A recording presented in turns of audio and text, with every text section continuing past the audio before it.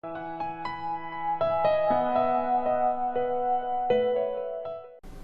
students, today we are starting with our remaining accounting principles, and the principles are, first principle that I am going to start is consistency concept. So what is consistency concept? Consistency, as the name suggests, that consistent, anything that is same. So this method or this concept says that there should be consistency in accounting concepts or accounting rules. Once the method that we are choosing, that should be remain equal or remain same during the lifetime of the business, and from year to year it will not change. For example, if I am purchasing some assets and we know that assets value decrease, the asset we purchase, suppose we purchased furniture, the asset we purchase, the value of that asset, that means if we purchase furniture, the value of the furniture will not remain same during the lifetime of the business. It will become obsolete, and when it will become obsolete, its value decreases. Suppose we have purchased furniture of 10,000 and from year 1 it has reduced its value, suppose 1,000, and the furniture is now 9,000 worth. In second year, by making its use, the value of the furniture has got diminished. Now it has again 8,000 its value remaining after 2 years. So in subsequent years, we know that the value of the furniture decreases continuously. So we use, this is known as, this decreasing of the value of the furniture is known as depreciation. We will do a different chapter, a particular chapter is on this topic is in the accounting in your subject. So this particular term is known as depreciation. When the value of the furniture decreases, that is known as depreciated. That means that the furniture is depreciated, its value is diminished. So from year to year its value diminishes, and after a few years it has obsolete value or it becomes scrap. Say 2,000 is the scrap value of the furniture. So we have different methods of calculating depreciation. What are the different methods?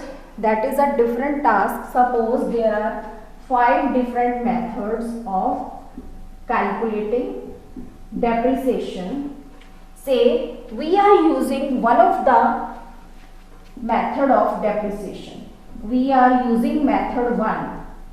So if we are using method 1 in 1 year, year 1, the method should remain same in year 2, year 3, year 4 and so on.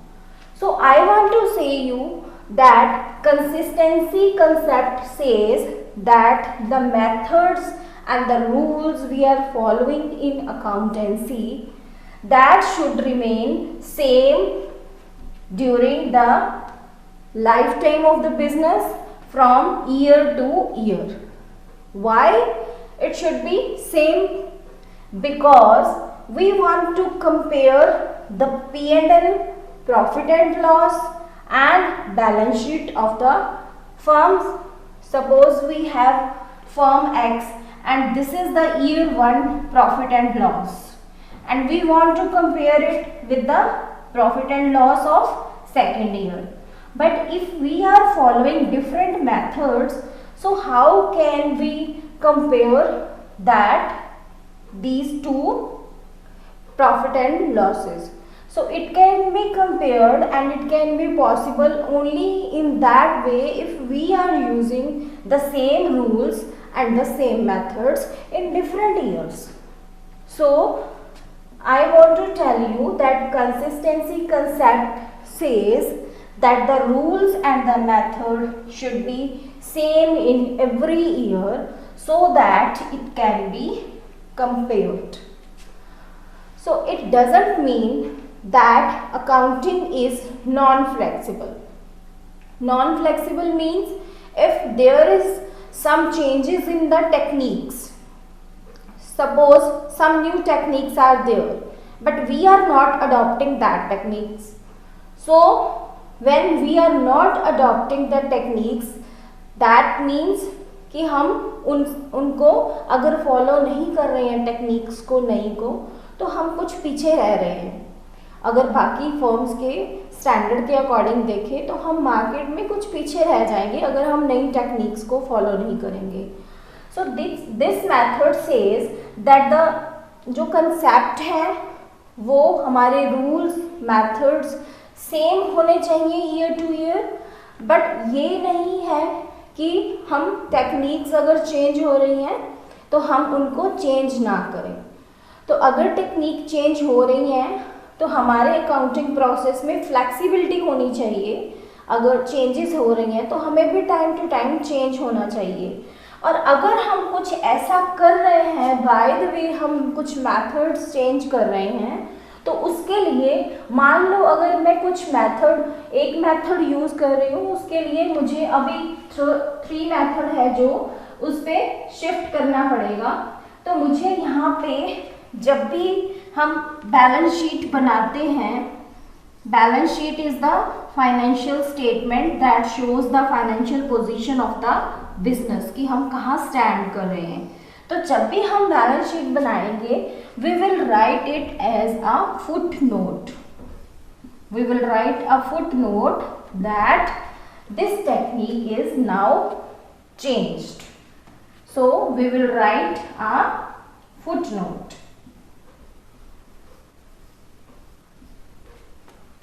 So a footnote we will write that we are changing the methods. Why?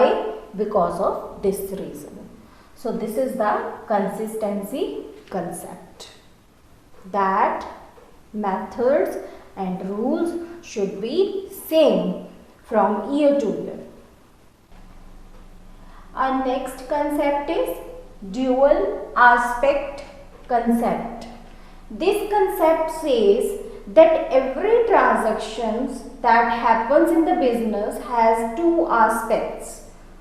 One is debit and the other is credit. So a transaction when happens, there are 2 aspects of the transaction. One aspect and the other aspect, that is second aspect. So where one account is debited and other account is credited. Suppose you have purchased goods for cash rupees 5,000. If we have purchased goods of rupees 5,000 cash, from these transactions 2 things are affected. So we can say at every transaction 2 things will be affected. So what are these 2 things? One is purchases. Purchases we can say this is the increase in the stock. If you are purchasing something, that means there is an increase in the stock. So next is cash, which is being affected. So purchases is affected here and cash is affected. Purchases are increasing. It is increasing. So purchases are increasing because if we are purchasing something, that means the stock is increasing and stock is coming. So if we have stock of 20,000, we have purchased goods of rupees 5,000 cash. That means of 5,000 cash we have more goods now with us. If we have 20,000 purchases previously, the amount is 20,000, the stock we have previously. Now we have 5,000 more. So the purchases has increased. So the purchases has increased and cash. What is cash? Cash is we are giving. On purchases we are giving cash. So cash is decreasing. If we have suppose cash 1 lakh, then cash is decreasing of 5,000. Now we will have cash of 95,000. So we can say every transaction has double effect. Dual aspect concept says every transaction has double effect. If one account is increasing, the other will decrease. So first of all, you should know what are the two accounts that are going to affect. Here purchases are affected and cash is affected. So purchases is increasing and cash is decreasing. So this is the conclusion. We have purchases of 25,000 rupees now and 95,000 rupees cash we have now. So we can say here dual aspect concept says that we follow double entry system in our accounting system. Double entry system means every transaction has double effect at a time. So here is an accounting equation and this double entry system hold goods for this accounting equation, that is assets is equal to liabilities plus capital. That means owner's business, we can say the assets of the business are equal to the liabilities of the business plus capital invested by owner. Suppose we can say, here is an example, we have started business. Let's suppose we have started business and we have cash of 2 lakh rupees. Loan we have taken from outside 3 lakh rupees. Assets we have of rupees 5 lakh. So now if we see, according to double entry system, if we see we have assets of 5 lakh and liabilities of loan. That means liabilities means outside liabilities. Loan we have taken from outside, that is 3 lakh plus capital. Capital means cash introduced by owner. So this is capital is 2 lakh. So now we can see that 5 lakh is equal to 5 lakh. So this equation always agree. Assets are always equal to liabilities plus capital. Or you can say capital is equal to assets minus liabilities. Or if you want to calculate liabilities, you can write assets minus capital. So you can calculate anything you like. So we have a chapter in our subject. The chapter name is accounting equation. We will do the accounting equation chapter with the help of dual aspect concept. So this is the dual aspect concept. ये concept ये कहता है कि अगर आपके पास कोई transaction होती है तो उसके डबल इफेक्ट होता है। एक अगर एस्पेक्ट को कुछ चेंजेस हुए हैं तो दूसरे एस्पेक्ट में भी कुछ चेंज हुआ होगा। एक अकाउंट अगर डेबिट हो रहा है तो दूसरा अकाउंट क्रेडिट होगा। डेबिट और credit that I will tell you in the chapter double entry system. What is debit? What is credit?